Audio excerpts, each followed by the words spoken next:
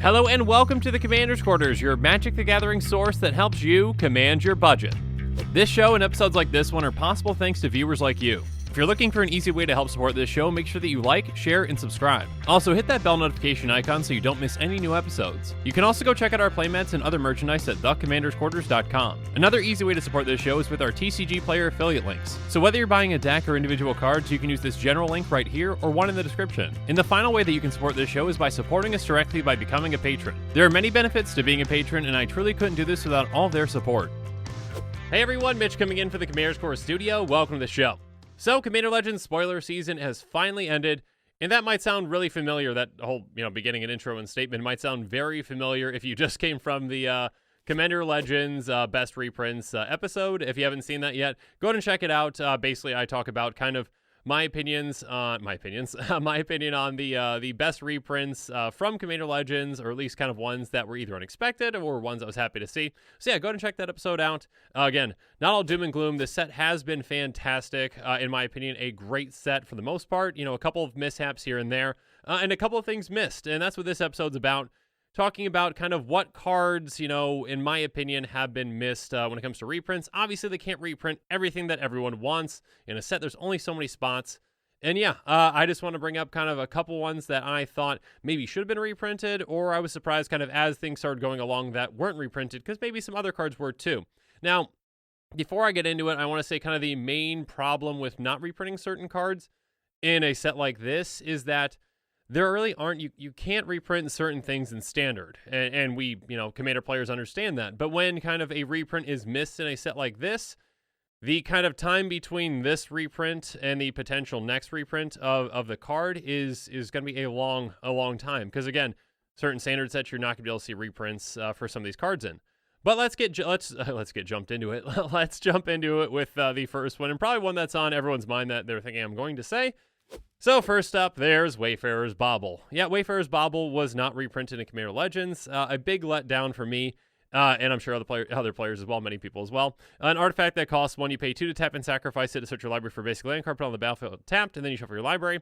Yep, this card has gone from the beginning of my channel, which was a little over 2 years ago, from 12 cents all the way up to now over $3 or $4. Yeah, and so this card is now more expensive than Sol Ring, with the recent Arcane Signet reprint as well. In Commander Legends, I'm assuming that Arcane Signet's also going to be less expensive than Wayfarers Bobble now.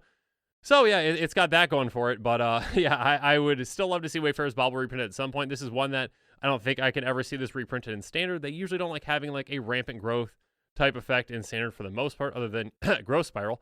But yeah, I guess that was a Standard joke for all you. I guess I heard that, Growth Spiral was causing problems.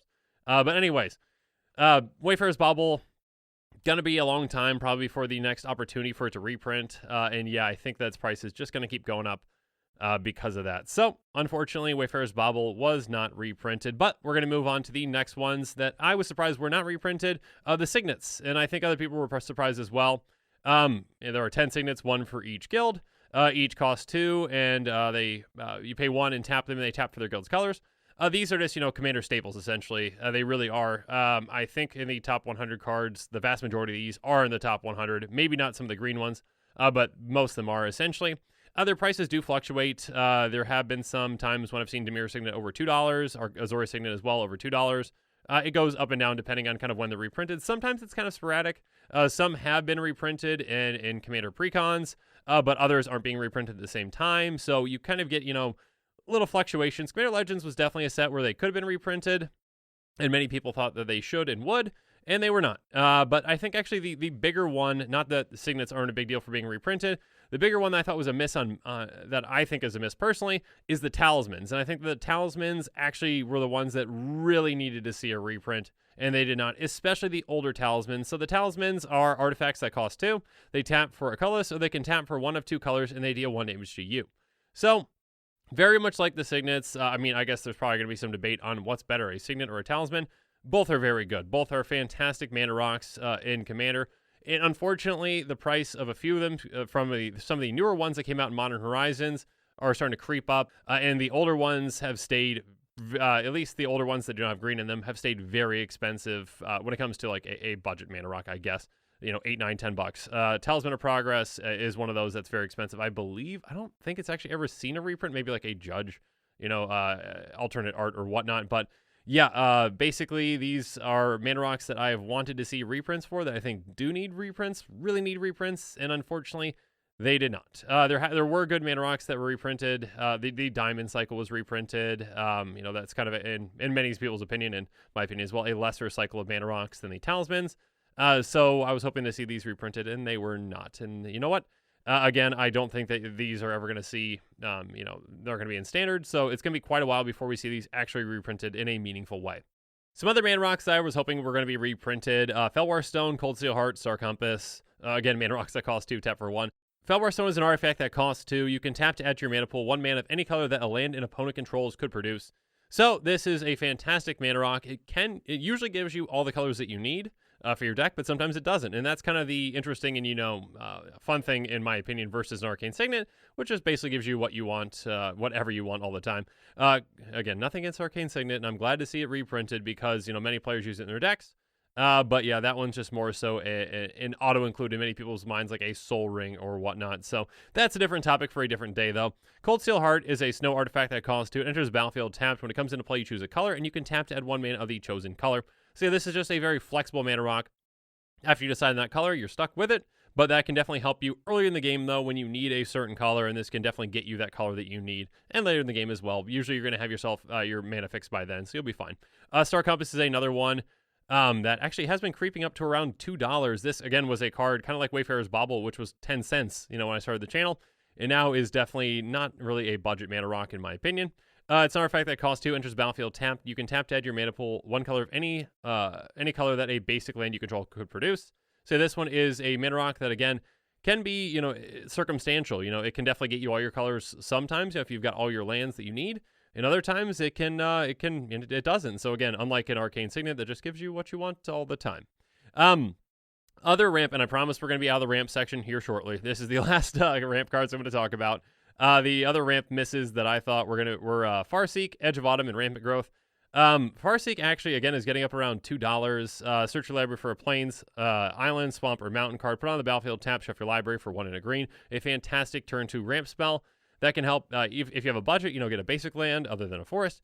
But if you've got, you know, dual lands, that can really help as well, even more, obviously. Edge of Autumn is one that I'm not sure if we're ever going to see reprinted. I think I saw an article somewhere that basically said that this card was a mistake. But basically, it's a Rampant Growth. It's a sorcery for 1 and a green. It says if you control 4 or fewer lands, search your library for a basic land card, put it onto the battlefield, tap, then shuffle your library.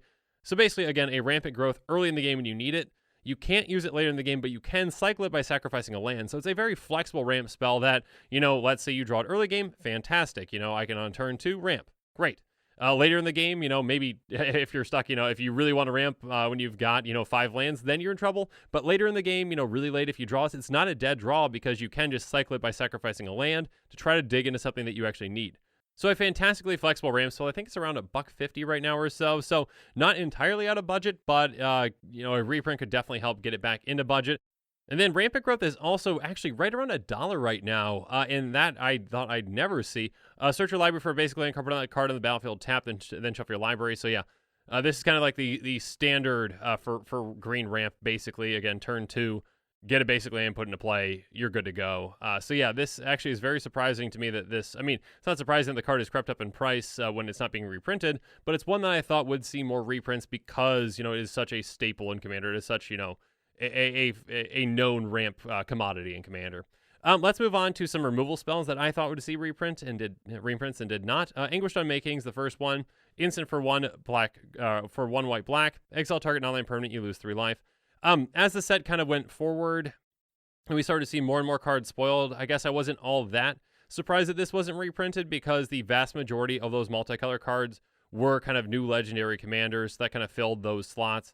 So basically, yeah, we didn't really see too many. I don't know if we saw any really multicolor cards with reprints. I should go back and check. But yeah, basically it's a fantastic removal spell. Obviously, get rid of anything except for a land, lose 3 life. That's well worth it in Commander. Chaos Warp was one in that best reprints episode, if you saw that one. Basically, the only red reprint that I brought up was Blasphemous Act. I did expect Chaos Warp to see reprint. It did not get reprinted. An instant for 2 and a red. The owner of target permanent shovels into their library, then reveals the top card of their library. If it's a permanent card, they put it on the battlefield. So basically, it's a risky maneuver potentially, but you can get rid of something and anything essentially in red, which is something that red usually can't do. So it is an important card for red decks. And then finally, or not finally, I guess I do have 2 more categories, sorry. Swansong is a counterspell that did not see a reprint. It's an instant for a blue. It says counter target enchantment, instant, or sorcery spell. Its controller creates a 2/2 blue bird creature token with flying. So this is one that is very good in Commander. I believe it's good in similar formats as well. But yeah, this is, sure, take a 2/2 bird, whatever. I'm going to definitely counter, that really scary thing for 1 mana. So, yep, definitely a card that I thought would see a reprint. I think it's around $7 or so right now. So, hopefully we see a reprint for this one in the near future at some point.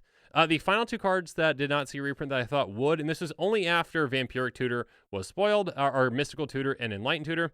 When we first saw Vampiric Tutor spoiled, I said, I thought to myself, okay, so now these are on the table as reprints. I never even thought that Vampiric Tutor would see a reprint, but now with that reprint, I thought that we'd see these. We did not. Mystical Tutor is an instant for a blue. Search your library for an instant or sorcery card and reveal that card. Shuffle your library, then put that card on top of it. Enlightened Tutor does the exact same thing, but for an artifact or enchantment.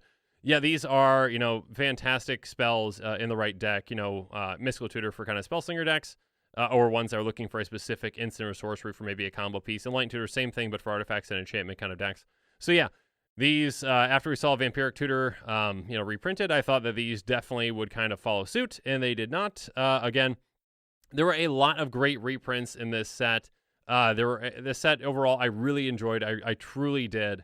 Even though they didn't reprint Wayfarers Bobble. Yeah, I think that there were some misses. And again, the problem with missing, a reprint or 2 in these kind of sets, and again, I understand that you can't reprint everything, is that the gap between when you can reprint that card and when you can reprint it again is quite large. Because again, you're not going to be able to reprint most of these, the vast majority of these, or maybe even any of these in a standard set.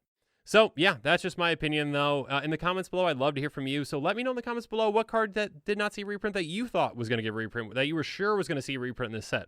So, yeah, let me know in the comments below. And as always, thanks again, and have a good one.